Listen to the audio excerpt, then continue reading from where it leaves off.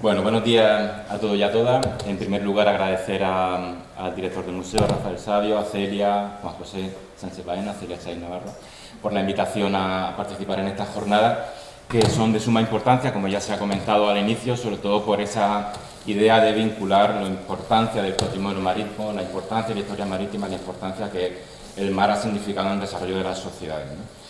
A mí me han invitado para hablar de los puertos antiguos de Cartagena, del puerto romano de Cartagena, y claro, este es un tema, como bien se ha dicho, que cuando a uno le dicen hable de su tesis doctoral y le dicen tiene 45 minutos, pues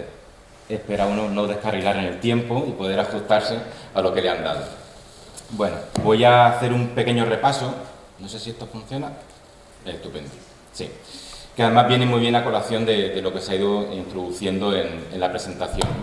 Al fin y al cabo, lo que nos une a todos aquí es la importancia de ver el mar, la importancia de comprender las sociedades marítimas desde una perspectiva de investigación histórica, de investigación histórico-arqueológica. La cultura marítima es la base de la cultura mediterránea, la base de muchas sociedades ribereñas de Europa y del resto del mundo. Y generalmente cuando analizamos este tipo de sociedades, este tipo de culturas, lo hacemos con una perspectiva excesivamente terrestre en algunos casos, como digo, o sin mirar la tierra desde el mar. Y aquí siempre hay que posicionarse en un giro de 180 grados e intentar ver la tierra, esa franja costera, ese litoral y el espacio marítimo asociado al mismo, cómo se verían o cómo lo percibirían o cómo lo analizarían o cómo lo comprenderían estas sociedades que vivían intrínsecamente vinculadas con el ámbito marítimo. Y a partir de ahí, a través de la bibliografía y diferentes autores, podemos ver que la cultura marítima está condicionada por tres elementos principales. Un paisaje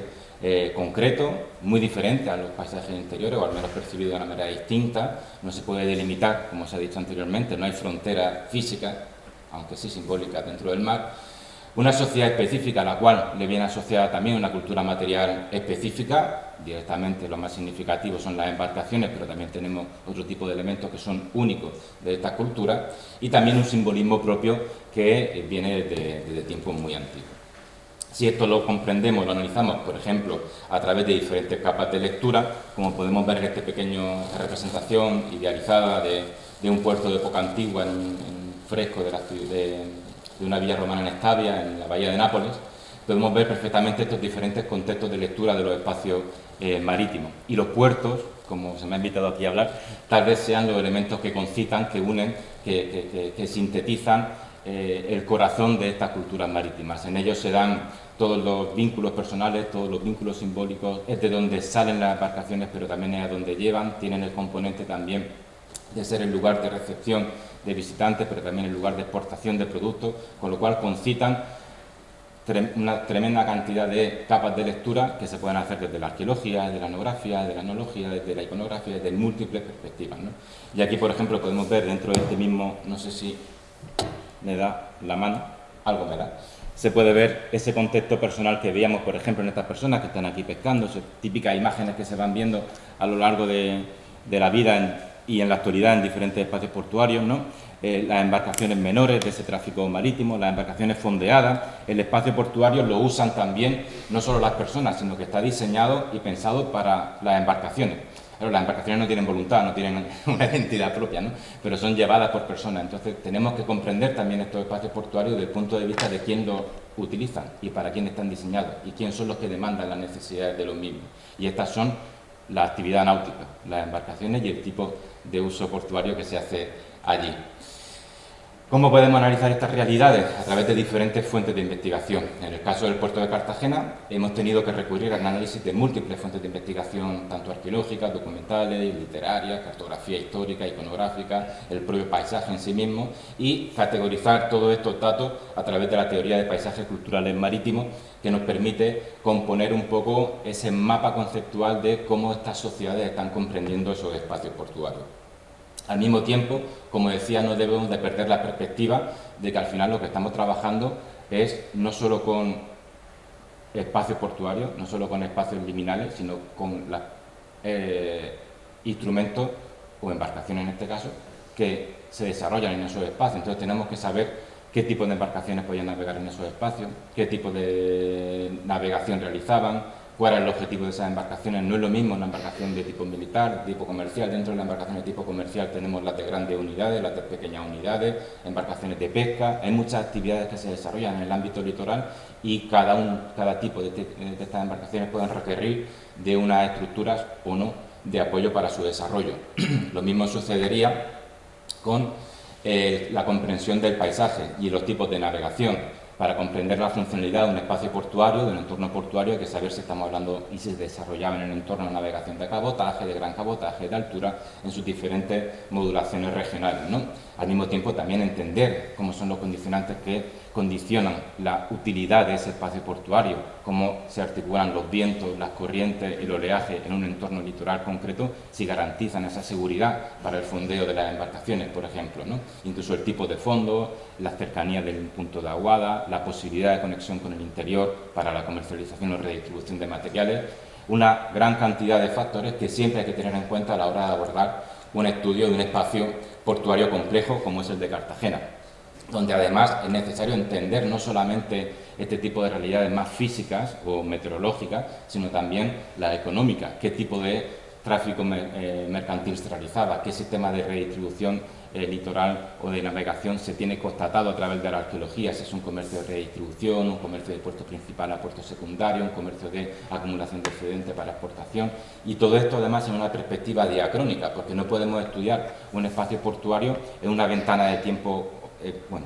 es difícil estudiar cualquier hecho histórico en una ventana de tiempo muy concreta, ¿no? Siempre hay que mirarlo desde una perspectiva de la longue durée, que dirían los franceses amigos de la Escuela de los Anales, aunque ya ha pasado bastante tiempo de eso, pero Fernand Braudel, la perspectiva de comprender los hechos marítimos en el largo tiempo ayuda a entender la evolución y la adaptación de las sociedades a los mismos y cómo al final estamos viviendo un espacio cambiante al cual se toman soluciones que van adaptándolo a diferentes realidades y diferentes necesidades. Voy pasando un poco rápido algunas de las diapositivas porque tampoco quiero detenerme en muchas de ellas. Esto es para dar un marco general a la hora de estudiar el caso del puerto de Cartagena y por último también entender las navegaciones. A veces entendemos la navegación simplemente como una embarcación que navega, ¿no? Pero la navegación se puede descomponer en muchas fases. La navegación tiene una salida y una llegada. Esa partida suele ser desde un puerto y la llegada suele ser también a un puerto, que son precisamente en los lugares donde más accidentes náuticos se producen. Los accidentes náuticos en porcentaje no se producen tanto durante el proceso de navegación en agua abierta o en agua o en entornos litorales. En ese sentido hay que entender también, como decíamos antes, si es una navegación de cabotaje, de gran cabotaje, de altura, si es nocturna, si se hacen escalas diarias o no, si se cuenta cuál es la velocidad media de estas navegaciones dependiendo del tipo de embarcación, toda una serie de factores que nos van a ayudar a entender mejor cómo son los puertos y cómo se articulaban estos espacios portuarios. ¿Y cómo se han estudiado los espacios portuarios tradicionalmente? Pues se han estudiado a través de fuentes históricas, frescos, representaciones iconográficas. Posteriormente se han empezado a aplicar estudios desde la urbanística y desde la arqueología clásica de los años 30, de los años 40 del pasado siglo XX. Y en la actualidad, sobre todo, se está aplicando no solamente el estudio a través de las técnicas que nos permite la arqueología subacuática, sino especialmente el estudio a través de la geoarqueología. Este ha sido el aporte principal que ha realizado el equipo del profesor Sebastián Ramallo de la Universidad de Murcia a través de los proyectos arqueótopos que han dado la información necesaria para reconstruir la topografía antigua del entorno marítimo de la ciudad de Cartagena. Si conocemos la topografía, podemos saber cómo se articulaba ese espacio portuario. Por último, también debemos de pensar en los conceptos de puerto. ¿De qué se habla cuando estamos hablando de un puerto? Pues que muchas veces, y en el caso de Cartagena, se puede pensar los puertos romanos de Cartagena, pero ¿qué tenemos materialmente? ¿Dónde están los muelles? ¿Dónde están los diques? ¿Dónde están las cosas que pensamos que forman un puerto? Y aquí tal vez también tenemos que pensar mucho en la terminología que utilizamos para definir los puertos, ¿no? Mi compañero Rafael Sabio, que se dedica mucho a temas de etimología, le puede gustar un poco estos aspectos, porque, por ejemplo, para época romana tenemos dos términos básicos para definir los espacios portuarios, que son portus y statio. El portus, básicamente, es el espacio en el cual las embarcaciones pueden hibernar, es decir, pueden ser generalmente sacadas a tierra para que se haga el mantenimiento durante el invierno, y el statio sería el equivalente a un fondadero litoral, a un espacio de refugio, de recogida, donde las embarcaciones pueden incluso realizar actividades comerciales, pero no estarían consideradas jurídicamente, según un piano u otros autores, como un espacio portuario. Esto es una definición un poco líquida, no hay que tomarla como si fuera piedra grabada. Porque además los romanos lo que están haciendo es manejar con estos dos términos toda la panoplia de terminología que tiene una gran cultura marítima como es la cultura griega, que tiene más de 16 términos diferentes para definir los espacios portuarios en época antigua. Si uno lee los periplos griegos, los textos clásicos, donde el siglo VI, siglo VII, siglo V describen sus navegaciones por el Mediterráneo, son derroteros, son portuanos, donde van diciendo y nombrando el paisaje y lo van nombrando con términos para definir la utilidad y la funcionalidad de los espacios portuarios. Claro, es como los esquimales, ¿no?, que tienen como 16 palabras diferentes para los diferentes tipos de copos de nieve. Pues esto es parecido. Una cultura se adapta a lo que usa y nombra lo que usa, ¿no? Los romanos, una cultura de pastores, y entonces de repente se aproximan al mar y no saben cómo nombrar todo lo que tienen. Y pasa lo que nos pasa con nuestro Portmán. Portus Magnus no es un puerto enorme, no es el gran puerto que nos imaginaríamos lleno de estructuras y muelles, como algunos han querido ver. Es cómo se ha traducido directamente y cómo se ha manejado con las palabras que tienen los latinos, un término que viene del griego, que sería el ormoi kaloi o el limen kaloi, que significa el puerto, el espacio amplio de fondeo, una gran rada natural, un gran golfo donde las embarcaciones pueden estar protegidas prácticamente ormoi por todos sus lados menos por uno, por todos sus lados en dirección al viento. Y aquí teníamos, por ejemplo, los Portus Magnus de Portmán, el de Almería, el de Cherchell, Portsmouth en Inglaterra y toda una gran serie de términos que se pueden ver en este mapa, que son esos Portus Magnus, que en realidad son grandes espacios de fondeo. Entonces, todo este contexto general viene también a reflexionar sobre la necesidad o no de estructuras para llamar a los puertos. Y tenemos tremenda cantidad de representaciones iconográficas. El puerto más importante de España en el siglo XVI y buena parte del XVII pudo haber sido el de Sevilla. Y estas son las estructuras portuarias del puerto de Sevilla. Un río. No hay apenas nada más. Entonces, y desde ahí se gestionaba buena parte del comercio hacia América, ¿no?, el tráfico marítimo. Entonces, no es necesario pensar en grandes infraestructuras, grandes obras de hormigón, de gran tamaño, como los puertos que vemos a veces representados en la iconografía mural de época antigua, como por ejemplo la que vemos aquí. Yendo al puerto de Cartagena, aplicamos un poco esta teoría de análisis, este contexto general, para entender cómo se puede leer, cómo se puede comprender, cómo se puede analizar el espacio portuario de Cartagena a través de estos contextos portuarios, que lo podemos dividir en tres categorías. Contextos emergidos, que son esas estructuras que se encuentran en la tierra; contextos de contacto, el juego de palabras, que son aquellos que permiten conectar el espacio terrestre con el marítimo, básicamente pasarelas, muelles y este tipo de estructuras; y luego una serie de contextos que nos olvidamos mucho, pero es donde se desarrolla prácticamente el otro 50% de la actividad portuaria, que es el contexto sumergido, el espacio marítimo, donde están fondeadas las embarcaciones. Y eso es tremendamente importante por la información que nos da. Si lo vemos de una forma un poco teórica, aquí tendríamos esa representación de ese concepto de puerto en época antigua. Esos contextos emergidos, que básicamente son los almacenes portuarios que vemos, por ejemplo, por aquí, en representaciones de Lectis Magna; estructuras de contacto, como son estos pequeños muelles o incluso rampas de varado de embarcaciones, que se pueden ver, en este caso es en Marsella, en este caso es en Oyasu, en Irún. Y, por supuesto, los espacios sumergidos, como puede ser el caso de Piazza Municipio en Nápoles, donde tenemos en un solar, por cierto, muy parecido al de la Casa Llagostera, donde a la hora de bajar y excavar el interior, pues aparecieron 3 embarcaciones abandonadas en ese espacio portuario, y una de ellas se sabe además que estaban abandonadas porque sobre ellas se construyeron esas otras estructuras en pasarelas de madera, en pilotaje, como las pasarelas de madera que vemos en el Mar Menor, que servían para comunicar ese espacio terrestre con ese espacio subacuático. Y por último, esos contextos de fondeadero. Aquí mis capacidades de ilustración tremendas, donde vemos una embarcación mientras está fondeada. Básicamente la gente vive en los barcos, y viviendo en los barcos se hacen muchas actividades. Después de una navegación, a quien no se le ha roto un plato o una bandeja o cualquier cosa. ¿Y qué pasa cuando un barco está fondeado? Que hay que limpiar. Entonces, todo lo que está roto, toda la limpieza de sentinas, las ánforas que se me han fragmentado mientras las colocaba o mientras las descargaba, todo eso lo arrojamos al mar. El mar es el mayor basurero. Lo era en la antigüedad, lo sigue siendo en la actualidad por desgracia, pero a los arqueólogos nos encantan los basureros y a los arqueólogos subacuáticos pues un poquito más. Y eso es lo que tenemos en el caso de buena parte de los estudios de puertos antiguos. Estos contextos subacuáticos se pueden conservar en un registro arqueológico estratificado hasta que finalmente se pueden construir, si la ciudad avanza sobre el espacio marítimo, estructuras sobre los mismos, quedan preservados, difícilmente accesibles, pero ahí están, o pueden alterarse, si no se han conservado, mediante las actividades de dragado, como vemos aquí al final, ¿no? Esta información es muy útil porque estas embarcaciones que están fondeadas en un puerto nos dan la información sobre la frecuentación, la actividad marítima, la actividad de frecuentación, quién va, quién visita el barco, cómo se componen las embarcaciones, información sobre dieta, paleodieta. Hemos encontrado, trabajando en el puerto de Cartagena, cazuelas rellenas todavía de la última comida que se había roto y se va tirando por la borda y están conservadas ahí en los almacenes de Arcos, ¿verdad? Entonces hay mucha información que se puede sacar a través de esos contextos subacuáticos.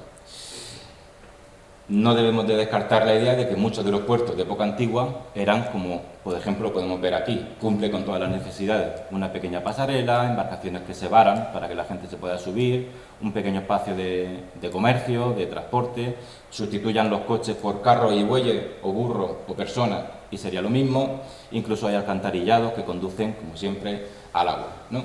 Un poco esto es lo que podemos ir buscando dentro de la ciudad antigua de Cartagena. ¿Y qué tenemos en Cartagena? Vamos entrando en materia.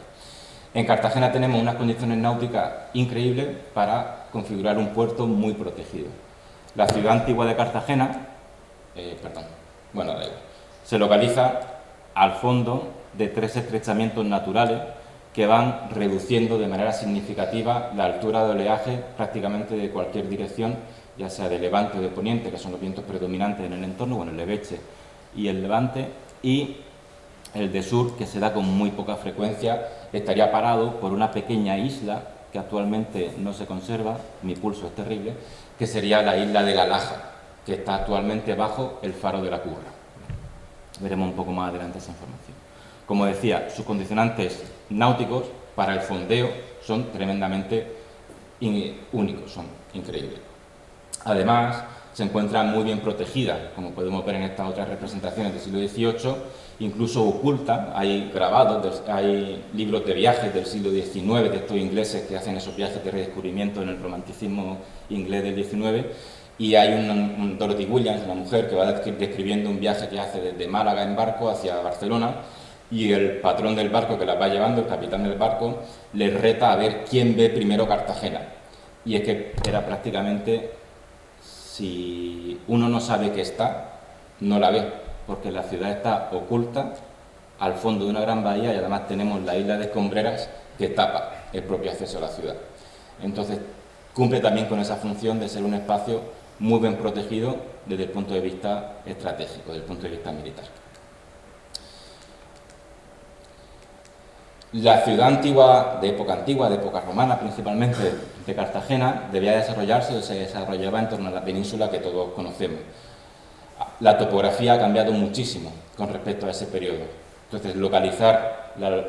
y comprender cómo se articulaban los puertos antiguos en una topografía tan alterada es muy complejo, muy difícil. De ahí la necesidad de empezar a trabajar desde una perspectiva en la que primero, para poder conocer cómo funcionaba el puerto antiguo, teníamos que conocer cómo era esa topografía de época antigua. Sabemos por cartografía histórica, ya sea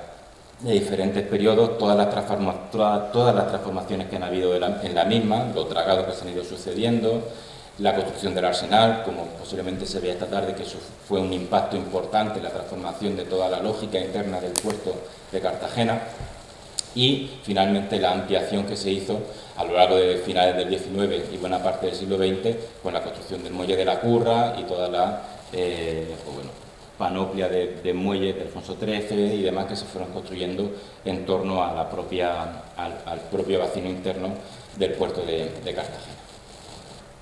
Aquí vemos el final de la isla de la Laja, cuando se construye el faro de la Curra y finalmente se cierra y se oculta ese pequeño islote que había ahí y que servía para proteger de manera natural el acceso al puerto de Cartagena. La topografía de la antigua ciudad es conocida por todos, es valla profunda que se desarrolla sobre 5 colinas, con una laguna al interior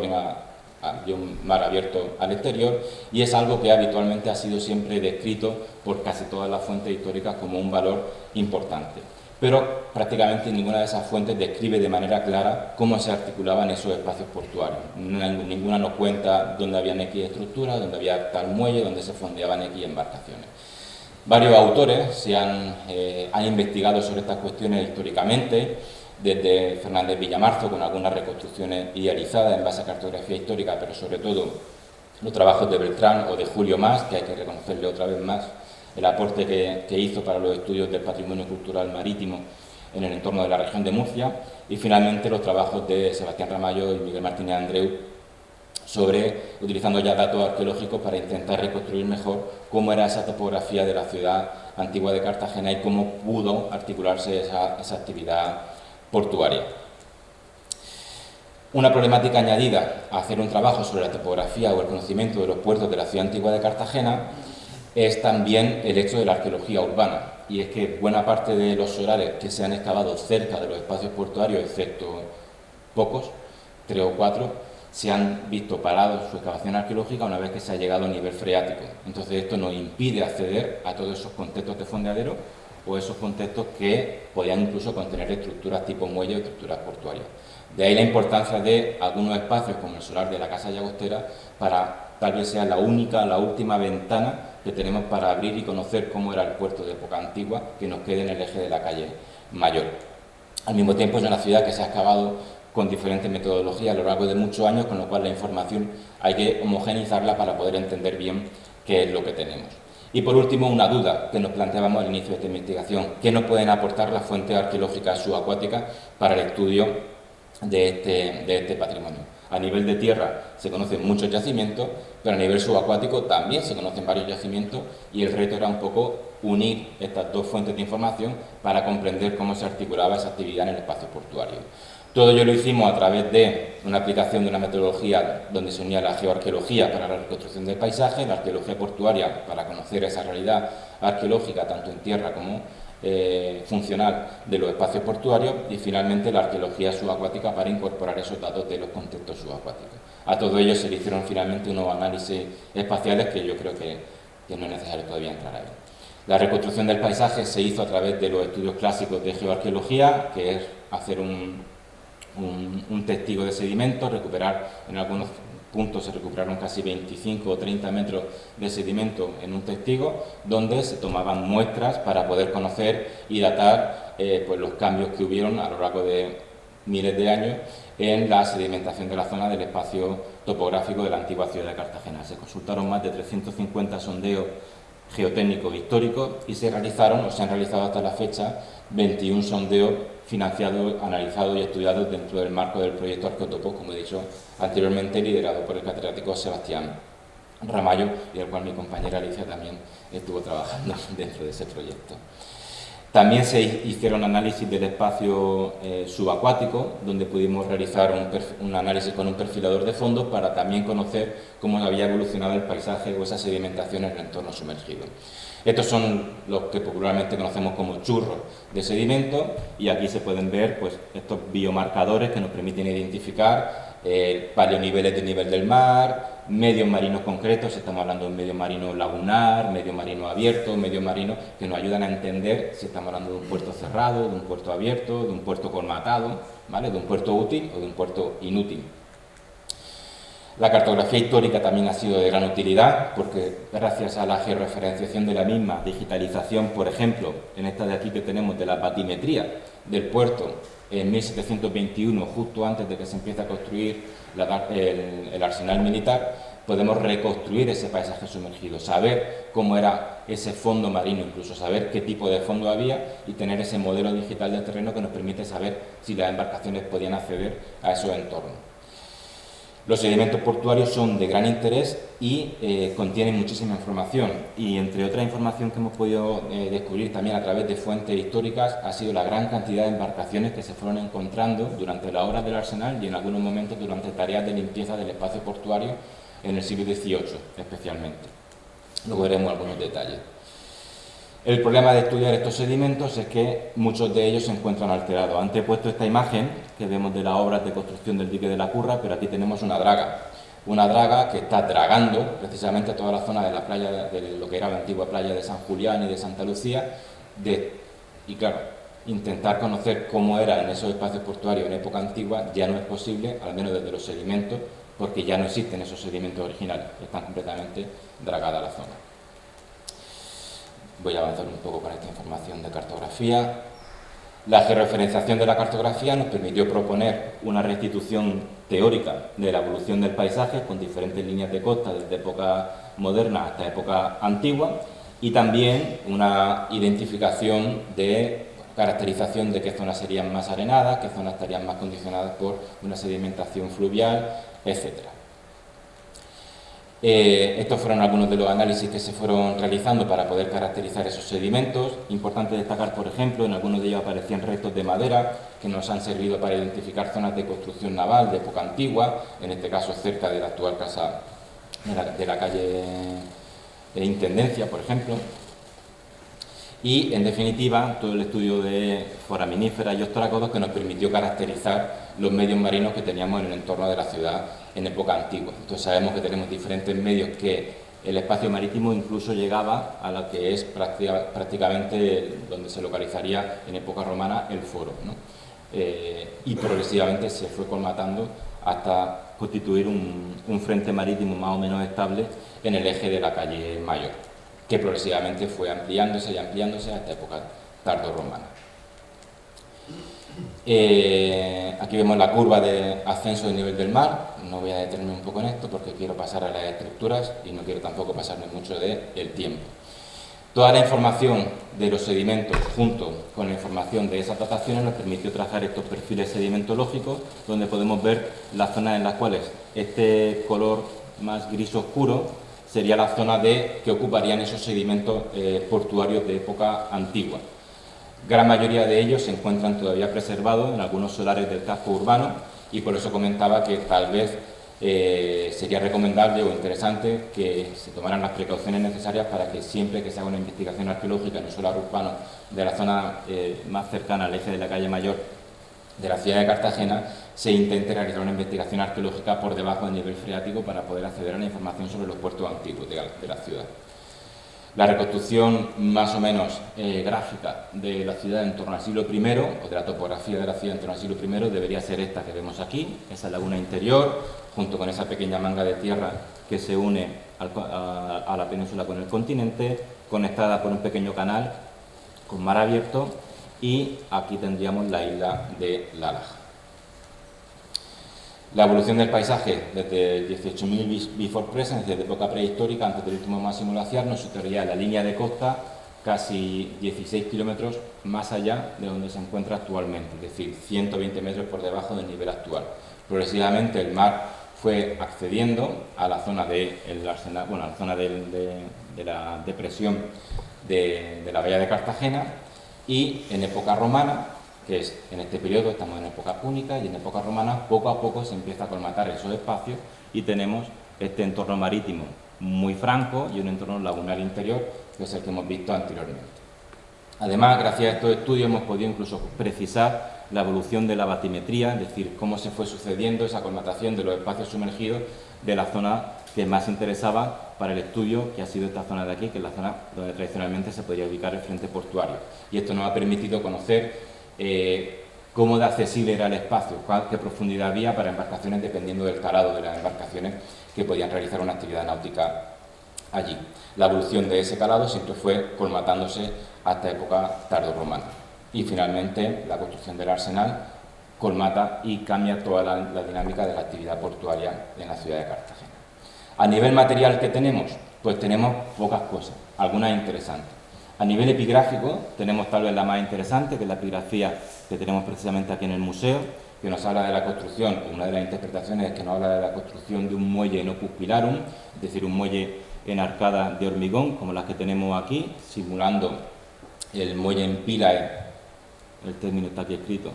que se realiza en Puteoli, en la bahía de Nápoles. Gran parte de los contingentes itálicos que se instalan en la ciudad de Cartagena provienen de ese entorno urbano, de esa ciudad o de esa bahía, con lo cual no es nada descartable que repliquen esos modos arquitectónicos en el entorno que están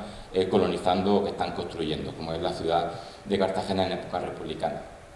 Esta inscripción nos habla, como digo, de la construcción, de una posible construcción de un muelle al menos de 3 pilares en el frente marítimo de la ciudad, o así ha sido interpretada por los investigadores que la han analizado. Pero también tenemos otras inscripciones que nos hablan de un gremio de pescadores y del genio pedicolumnam. Y esto es interesante porque estas son inscripciones que se localizan en columnas. Y estas columnas habitualmente se localizan en entornos en el frente marítimo portuario, como vemos por ejemplo aquí. El frente marítimo de una ciudad antigua es el escaparate de la ciudad. Entonces es como en la actualidad, uno entra por la autovía a una ciudad y se encuentra todas las marquesinas con la información de el Decathlon está a 5 minutos, el Burger King a 3. Pues aquí el gremio de pescadores lo tiene en esta columna, el gremio de X lo tienes en esta otra. Y aquí tienes el genio pedicolumnam, que es la divinidad a la cual nos referimos para garantizar una protección, por ejemplo, en la navegación, como se ve reflejado, por otro lado, en el relieve Torlonia, con una zona portuaria similar. Las fuentes clásicas nos hablan también de diferentes descripciones de la ciudad de Cartagena. Tenemos desde el siglo V a.C., más fiables desde el siglo II hasta bien entrado el siglo XIII, con diferentes descripciones de la ciudad que en ningún caso, como he dicho anteriormente, hablan de estructuras portuarias, pero sí que podemos interpretar algunas de ellas, como por ejemplo una descripción que se hace de un proyecto de obra en torno a La Laja, esta isla que actualmente está está desaparecida. Se quiere construir un faro sobre esa isla y cuando se hace un estudio en el siglo XVI, y en ese estudio se dice que cuando se baja un poquito la marea, cuando la mar está en calma, se ven restos de hormigón, se ven restos de argamasa como la del anfiteatro. En este caso dicen como la del Coliseo de los Romanos de Cartagena. El Coliseo sabemos que se refiere a la Plaza de Toros, que es el anfiteatro. Por lo tanto, lo que están diciendo es que hay opus camenticium y que, por lo tanto, ahí había habido una estructura construida en época romana. ¿Qué sería esa estructura? No lo sabemos, pero en los archivos de Julio Mas, en sus papeles, la típica servilleta de bar que no seca ni quita el aceite, pero es una servilleta donde se puede escribir, el Serviola, un buceador de la zona, le dijo que en el faro de la Curra, buceando al exterior del faro de la Curra, encontró una columna junto con un fuste y que eso no se ha sacado del agua. Es información, por ejemplo, que recontextualizada, algo que puede ser una anécdota y puesta en común con información de archivo, nos permite lanzar la hipótesis, yo creo más que fiable, de que en el faro en la isla de La Laja había una construcción tipo torre, decorada con estas columnas de voluta, que por otro lado son muy características de la zona de Cartagena, que podía tener una función faro, no lo creo, posiblemente de defensiva, de acceso al puerto y demás. Faro no, porque no es identificable. Más información sobre hallazgos históricos. Tenemos una galera que se encuentra donde actualmente sería la Plaza Héroes de Cavite, una galera de época de Alejandro Severo, que se quema, por supuesto, para poder sacar los clavos de bronce, o varias embarcaciones que se encuentran, una de ellas durante la construcción de los diques de Jorge Juan en el Arsenal, que también, por supuesto, se queman para sacar los clavos de bronce y dárselo a nuestro queridísimo rey, o para calentar a los forzados de galera. A nivel arqueológico, voy a pasar esta información de la cartografía histórica. A nivel arqueológico tenemos diferentes elementos que nos permiten hablar del puerto de Cartagena en el espacio terrestre. Uno de los más antiguos serían los que se encuentran en la zona más interna de la ciudad, que nos hablan de estructuras de almacenamiento y procesado de pescado de época púnica. Posiblemente son estructuras vinculadas con la pesca en la zona de Almarjar, en la zona interior, y tal vez sean de las estructuras más antiguas que tenemos vinculadas con la actividad portuaria, con la actividad náutica. El resto de estructuras que tenemos que nos pueden ayudar a entender cómo funcionaba el puerto en época antigua son básicamente estructuras de circulación o de almacenamiento. La gran mayoría se encuentran en el eje de Morería Baja, Puertas de Murcia y Calle Mayor. Y aquí es donde tenemos buena parte de estas estructuras construidas, son grandes naves longitudinales que se van reutilizando en diferentes periodos, desde época republicana, época imperial y luego en época tardorromana, y sirven básicamente para gestionar el ingente tráfico o gestionar la carga que puede llevar una embarcación, ¿no? Esos almacenes de tipo portuario, tanto para concentración de excedente como para concentración de lo que se esté importando. Además, contamos con diferentes evidencias de espacios de circulación en el entorno de Puertas de Murcia, que nos vinculan también con la zona del Foro, y una especie de plaza monumental que debería desarrollarse en este entorno, no solo por los pórticos de Morería Baja, sino también por la localización, por ejemplo, de estas columnas con epigrafía que he dicho anteriormente. La localización de estos epígrafes fue en estos entornos de aquí, lo cual posiblemente nos esté describiendo esa zona monumental de acceso de la embarcación. En la calle actual, calle del Carmen, tendríamos esa manga de tierra que está comunicando la zona del continente con la zona de la ciudad antigua, pero que no era muy ancha, era un espacio muy reducido, y al margen, digamos, exterior, esta zona de aquí, que es la que se vincula con el espacio marítimo, tenía un gran calado. Esto nos ha permitido ver, por ejemplo, la obra que se hizo en la Plaza del Parc, donde vemos una gran excavación para alcanzar el nivel de roca en el fondo que se ve aquí abajo, y aunque no hubo un control arqueológico, sí que se hicieron unos sondeos geotécnicos en su momento y se puede identificar un paleofondo portuario que aquí se ve muy bien en la imagen, no sé si se ve bien ahí, que sería esta línea de aquí, donde hay un cambio de sedimentación entre la zona más fangosa y la zona más arenosa. Eso coincide además en los sondeos geotécnicos con una zona de posidonia muerta y fragmentos de cerámica que se describen en los informes geotécnicos, pero no se realizó inspección arqueológica. Esto nos permitía localizar ese paleofondo y saber que ahí tenemos un fondo activo, al menos para época antigua, de cerca de 6 metros de profundidad, con lo cual es un entorno portuario de gran calado. El eje más importante desde el punto de vista de estructuras portuarias de la ciudad antigua de Cartagena sería el eje de la calle Mayor. Ahí es donde se acumulan la gran mayoría de estructuras de diferentes periodos cronológicos, de época púnica, de época republicana, de época imperial y también de época tardorromana y bizantina, con diferentes estructuras de almacenamiento principalmente, pero sobre todo un interesante y esquivo muelle o estructura de sillares de arenisca que se va localizando en diferentes solares desde los años 50 hasta la actualidad, y prácticamente ninguno de ellos se consigue preservar, excepto en el que excavó Francisco Fernández Matallana, que también está aquí en la sala, en el año 2011 y luego 2018, si no me equivoco. El último en 2016. 16, ahí es, donde se localizaron y se conservan todavía estas estructuras de lo que sería el muelle o la estructura del frente marítimo de la ciudad antigua de Cartagena. Además, contamos con otro tipo de estructuras, como es esta que vemos aquí, un gran muro también localizado de manera paralela a la calle Mayor, que posiblemente esté ejerciendo un muro de cierre, ya sea de una estructura de almacenamiento de gran importancia, tipo los Pórticos a Emilia en Roma, o bien un muro que separa la parte industrial de la ciudad de la parte urbana de la ciudad, y diferentes estructuras de almacenamiento, como decía anteriormente. Este también es el caso de la Casa Llagostera, pero que en este caso son de época tardía. Aquí veríamos un perfil sedimentológico de la zona y, finalmente, en la zona más cercana a la actual plaza del Ayuntamiento, tendríamos otro espacio relativamente amplio. No se han encontrado en este lugar un espacio porticado ni de columna, pero sí que se han localizado los restos de una fuente que la tenemos aquí, en un brocal de pozo, que lo tenemos conservado en el Museo del Teatro Romano, en los accesos, en la parte baja, lo pueden ver, que posiblemente serviría para el abastecimiento de las bestias, el abastecimiento de la aguada, de los animales que deberían transportar, o esclavos o personas, o incluso de las embarcaciones, para el tráfico portuario. Ese pozo está justo en el inicio o el final, como se quiera ver, del espacio portuario. Aquí tenemos algunas de las últimas imágenes de la excavación del solar de la Casa Llagostera, donde es tremendamente interesante comprobar este muelle o esta estructura en un aparejo en sillares de arenisca que vienen con unos tirantes en argamasa encajonados con un tablet estacado, que terminan en su parte más cercana a la calle Mayor, en este zócalo de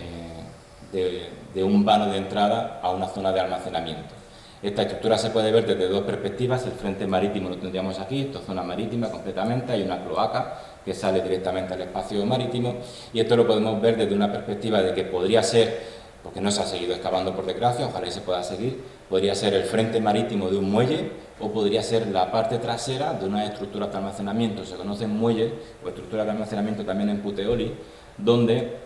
las embarcaciones llegaban directamente a un almacén. Entonces los barcos descargaban dentro del almacén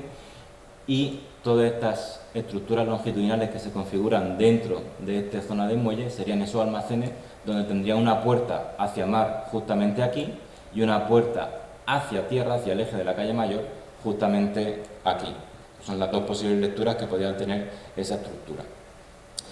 Además, también se han localizado estructuras o zonas de pilotes de madera que servían, por un lado, para construir nuevas superficies de circulación o incluso retener sedimento en toda esa zona de los accesos. Lo que está claro es que tenemos en el entorno una estructura planificada con unas soluciones técnicas diversas pero pensadas para perdurar en el tiempo, una monumentalidad importante, lo cual nos puede hacer pensar en una obra pública y que continúa a lo largo de todo el eje de la calle Mayor. Se ha ido documentando o se fue documentando en diferentes solares a lo largo del eje de la calle Mayor. Esta es la situación al final de los últimos meses de excavación, si no me equivoco, de los últimos días, y actualmente se encuentra completamente cubierta de agua. Ejemplos de esto tenemos en muchas partes del Mediterráneo, los más cercanos cronológica y culturalmente podrían ser los de la propia Nápoles, como tenemos esa estructura muraria que tenemos, en este caso sería el tufo, pero ese fondo portuario que aquí se ve muy bien, esos fragmentos de cerámica, que todavía es lo que no se ha estudiado dentro del solar de la Casa de Llagostera. Se ha estudiado prácticamente un 30% de todo lo que ocupa el solar. Nos queda todo el espacio marítimo, y en ese espacio marítimo deben de haber, si se conservan, se pueden conservar embarcaciones, se pueden conservar restos de estructuras todavía.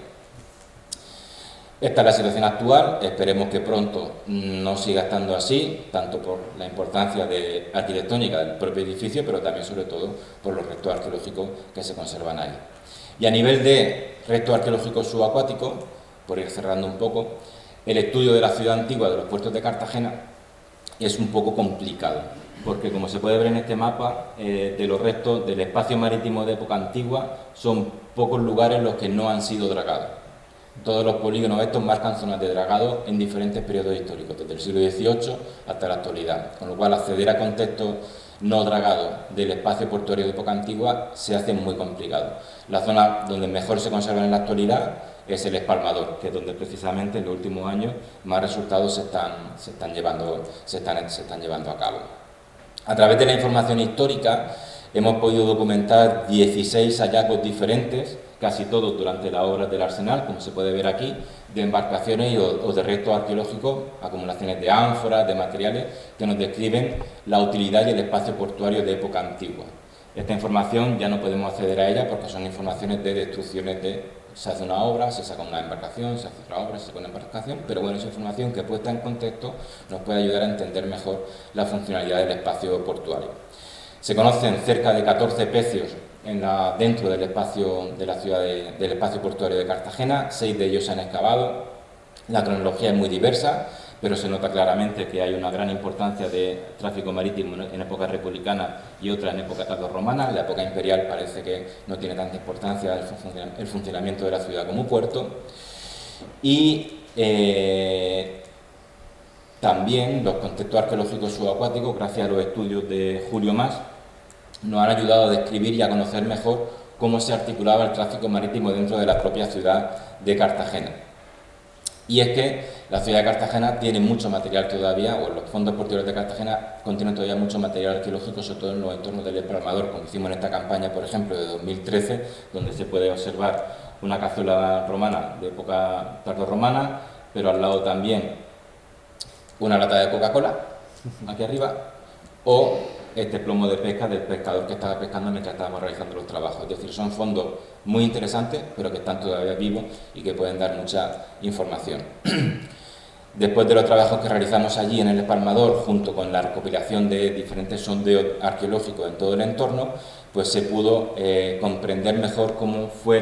el tráfico marítimo en época antigua en la ciudad de Cartagena. Y aquí tenemos este gráfico donde se representan el volumen de material dependiendo del origen y el lugar cronológico y la fecha cronológica, ¿no? Entonces vemos que hay una coherencia para época antigua de productos itálicos, para época imperial hay una mayor presencia de productos de diferentes partes del imperio, pero no destaca ninguno de ellos por encima de otro, y para época tardorromana vuelven a dar una importancia sobre todo los productos tanto de la Bética como de África, lo cual denota la importancia de la ciudad como puerto redistribuidor en diferentes momentos de su historia. Comprender cómo se usaba el espacio portuario fue también uno de los objetivos principales de esta investigación. No solamente la estructura, sabemos que se almacenaban muchas cosas, pero cómo se distribuían los barcos dentro del espacio marítimo. Pues analizando la distribución de esas zonas de fondeo y su importancia a nivel de volumen de material, pues obtuvimos este mapa donde la zona más oscura es donde más material de fondeo se concentra y las zonas más claras donde menos material de fondeo se concentra, es decir, donde menos tráfico marítimo o donde menos embarcaciones habían fondeadas. Y esto también lo podemos ver a nivel diacrónico. En época republicana la mayor actividad portuaria se centraba en el frente marítimo de la ciudad, en época púnica, en época republicana, y progresivamente, conforme se va colmatando la zona del mar de Mandarache, se va saliendo la actividad portuaria hacia la zona del espalmador, donde las embarcaciones pueden fondear de manera más segura. Esto lo sabemos también porque a través de conocer las embarcaciones que habían o que se han localizado en el puerto de Cartagena y sabiendo más o menos sus dimensiones, podemos interpretar el tipo de tráfico marítimo que realizaban y el calado que tenían esas embarcaciones, de tal manera que podemos saber hasta qué punto de ese espacio marítimo podían acceder. Y así podemos comprobar que la zona del eje de la calle Mayor era accesible para época púnica y republicana para prácticamente cualquier tipo de embarcación. Sin embargo, conforme va avanzando la colmatación del mar del Mandarache, toda esta actividad náutica se tiene que ir desplazando a un sitio donde las embarcaciones pueden fondear y pueden estar seguras. Y ese sitio acaba siendo posiblemente lo más probable, por la información arqueológica que tenemos, la información de archivo, la zona del espalmador. Y yo creo que aquí más o menos me puedo parar para extenderme mucho más. Y bueno, en definitiva, reafirmar la importancia que puede tener el estudio de los espacios portuarios de época antigua desde una perspectiva multidisciplinar. Porque al fin y al cabo, como decía al inicio de la presentación, cuando pensamos en puertos antiguos nos vienen a la mente estas grandes estructuras que vemos, por ejemplo, de los puertos de Portus en Roma o de incluso Puteoli en Italia o en otros lugares, generalmente en el Próximo Oriente, y la realidad material de los espacios portuarios de época antigua es una realidad material que se tiene que buscar en diferentes contextos, no solamente en la necesidad de su estructura o en la presencia de grandes estructuras marítimas o estructuras portuarias, sino también en la utilidad de estos espacios, y ahí la importancia de ese tipo de estudios.